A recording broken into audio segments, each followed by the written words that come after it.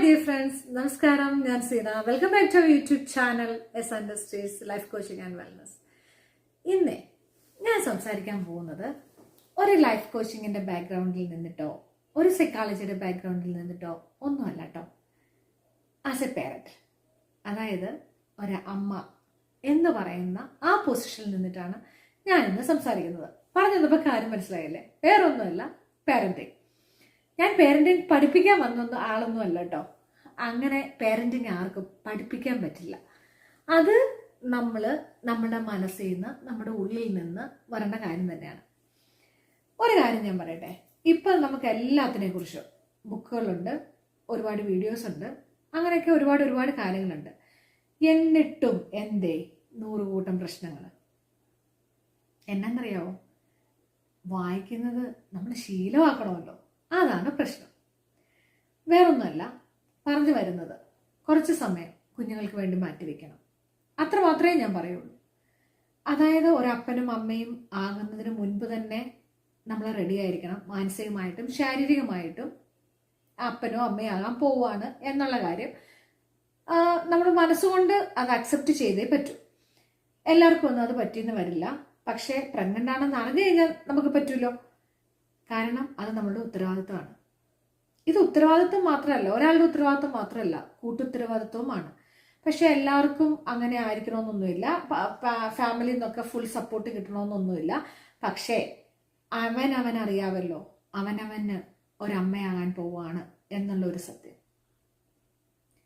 പിന്നെ നമ്മൾ ഫ്രോയിഡിൻ്റെ തിയറിയൊക്കെ വെച്ച് പഠിക്കുമ്പോൾ 0 to 1 year 1.5 year എന്നൊക്കെ പറഞ്ഞുകൊണ്ട് നമ്മൾ എറിക്കിൻ്റെയും ഫ്രോയിഡിൻ്റെയും ഒക്കെ തിയറി അനുസരിച്ച് നമ്മൾ പോകുന്നുണ്ട്.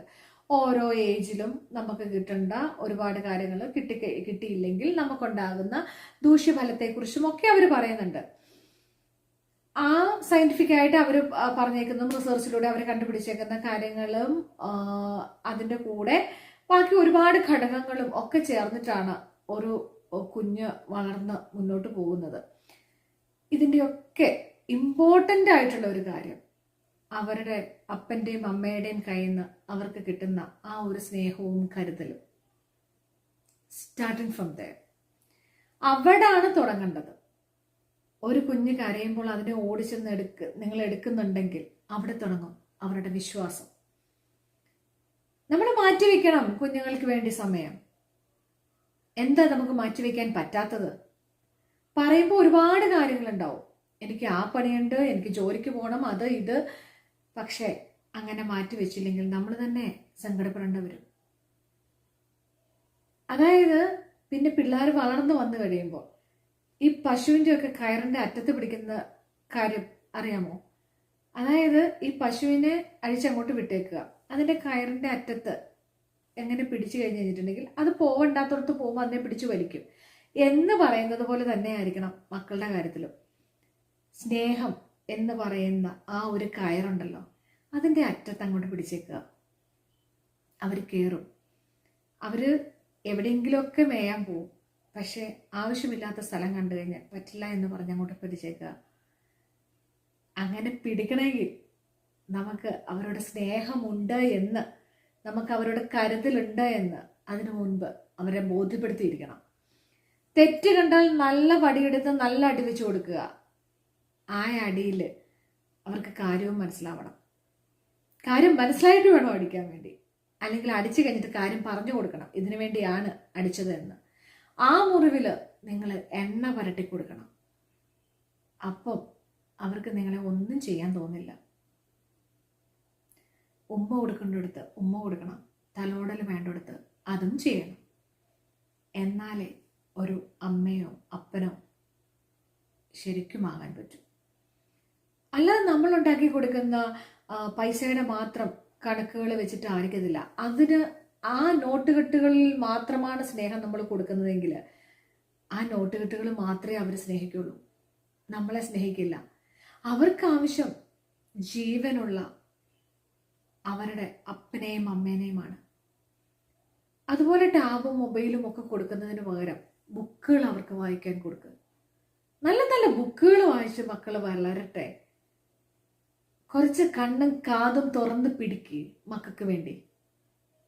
അതുപോലെ നമ്മൾ കൗൺസിലിങ്ങിന്റെ സമയത്തും കൗൺസിലേഴ്സിന്റെ അടുത്ത് സംസാരിക്കുമ്പോഴും, അതായത് സൈക്കോളജിയിൽ സംസാരിക്കുമ്പോഴും ഒക്കെ പലരും, അതായത് പേരൻസ് തന്നെ നമ്മളോട് വന്ന് പറയുന്ന കാര്യങ്ങളാണ്. എൻ്റെ മകൻ കുറേ വർഷങ്ങൾക്ക് മുൻപ് പറഞ്ഞ കാര്യമാണ്, എനിക്കൊരു സൈക്കോളജിസ്റ്റിനെ കാണണം, സംസാരിക്കണം. പക്ഷെ അന്ന് അവരത് സമ്മതിച്ചില്ല, നാട്ടുകാരെന്ത് പറയുമെന്ന് വിചാരിച്ചു. എന്നിട്ട് അതിനുശേഷം 6-7 വർഷം കഴിയുമ്പോൾ കാര്യങ്ങൾ വേഴ്സായി കഴിയുമ്പോഴായിരിക്കും കാണാൻ വരികയും സംസാരിക്കുകയും ഒക്കെ ചെയ്യുന്നത്. അങ്ങനെ ഒരുപാട് കാര്യങ്ങൾ നടക്കുന്നുണ്ട്. നിങ്ങളുടെ കുട്ടി അങ്ങനെ വന്ന് ഒരു കാര്യം പറയുന്നുണ്ടെങ്കിൽ അതിന് അവരെ സഹായിക്കുകയാണ് ചെയ്യേണ്ടത്.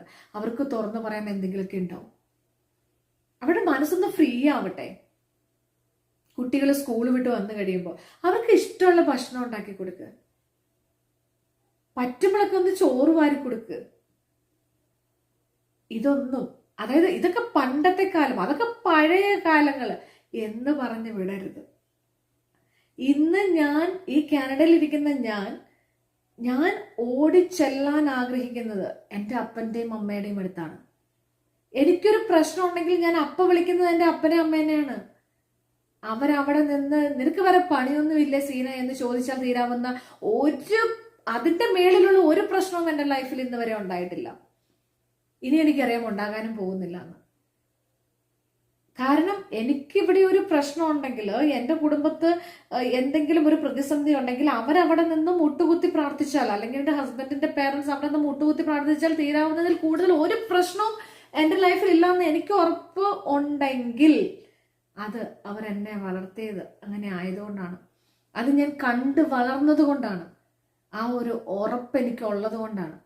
എനിക്ക് എന്ത് പ്രശ്നം വന്നാലും, ഞാൻ എവിടെ തോറ്റുപോയാലും എൻ്റെ അപ്പൻ്റെ അടുത്തും എൻ്റെ അമ്മയുടെ അടുത്തും പോയി പറഞ്ഞാൽ തീരാവുന്ന അതിൻ്റെ മേളിൽ ഒരു തോൽവിയില്ല. അങ്ങനെ മക്കളെ വളർത്തണം. ഒരുപാട് സമ്പാദിച്ചു കൊടുക്കുകയല്ല ചെയ്യേണ്ടത്.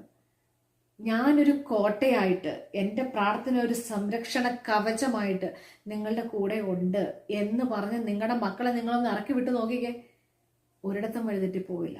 വഴിതെറ്റിപ്പോയാലും തിരിച്ചു വരും. എൻ്റെ വാക്ക്. പല അനുഭവങ്ങളും ഉണ്ട്. അതുകൊണ്ട് തന്നെയാണ് പറയുന്നത്.